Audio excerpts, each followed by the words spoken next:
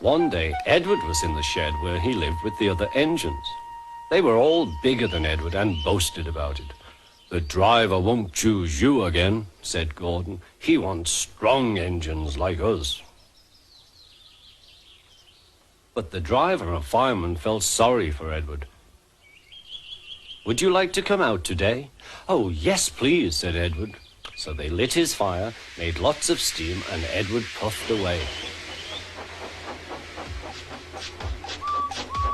The other engines were very cross at being left behind.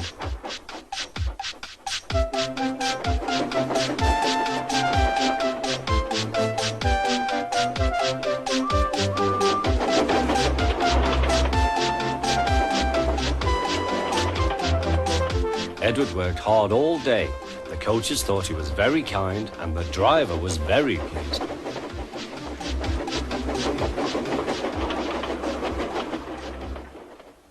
"I'm going out again tomorrow," Edward told the other engines that night.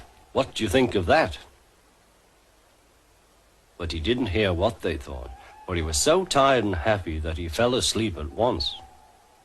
Next morning, Edward woke up to find nothing had changed. Gordon was still boasting. "You watch me, little Edward, as I rush through with the express. That will be a splendid sight for you. Goodbye, little Edward. Look out for me this afternoon."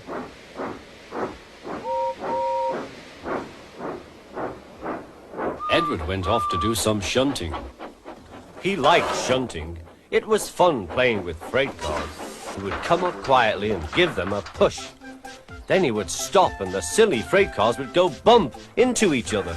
"Oh," they cried, "whatever is happening?"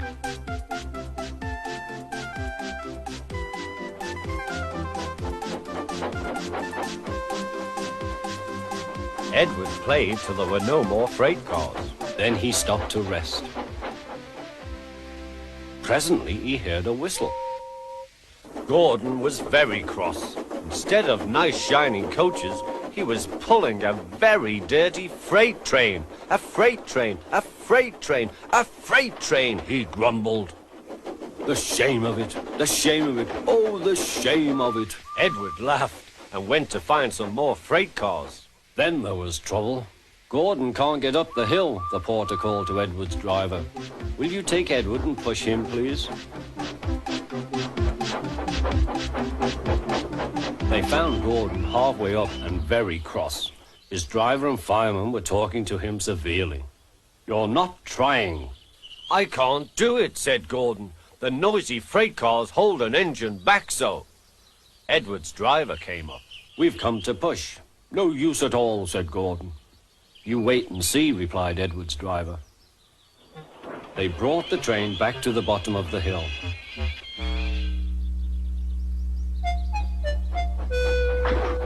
"I'm ready," said Edward.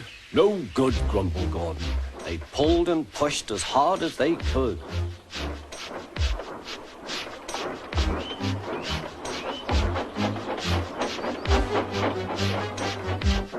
"I can't do it, I can't do it, I can't do it," puffed Gordon.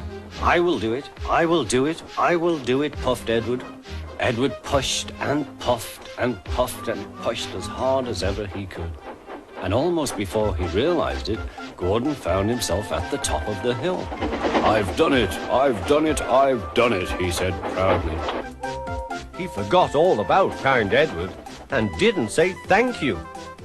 Edward was left out of breath and far behind, but he was happy because he had been so helpful. At the next station, he found that the driver and fireman were very pleased with him. The fireman gave him a nice long drink, and the driver said, "I'll get out my paint tomorrow and give you a beautiful coat of blue with red stripes. Then you'll be the smartest engine in the shed."